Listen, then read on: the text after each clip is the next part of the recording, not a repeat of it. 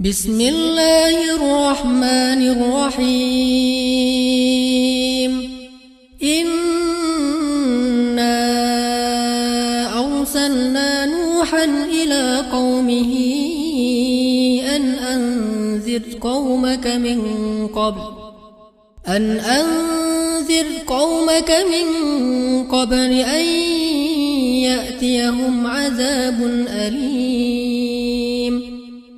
قال يا قوم إني لكم نذير مبين أن اعبدوا الله واتقوه وأطيعون يغفر لكم من ذنوبكم ويؤخركم إلى أجل مسمى إن أجل الله إذا جاء لا يؤخر لو كنتم تعلمون. قال رب إني دعوت قومي ليلا ونهارا فلم يزدهم دعائي إلا فرارا وإني كلما دعوتهم لتغفر لهم جعلوا أصابعهم في آذانهم واستغشوا ثيابهم وأصروا واستكبروا استكبارا ثم إني دعوتهم جهارا ثم إني أعلنت لهم وأسررت لهم إسرارا فقلت استغفروا ربكم إنه كان غفارا يرسل السماء عليكم مدرارا ويمددكم بأموال وبنين ويجعل لكم جنات ويجعل لكم أنهارا ما لكم لا ترجون لله وقارا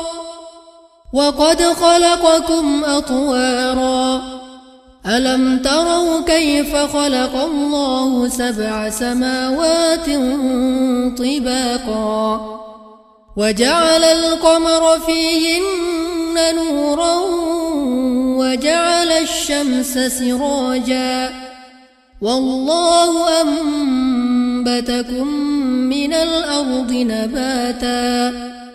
ثم يعيدكم فيها ويخرجكم إخراجا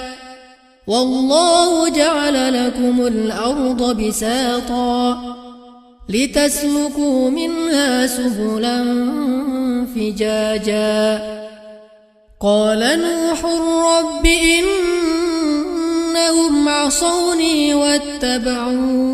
واتبعوا من لم يزده ماله وولده إلا خسارا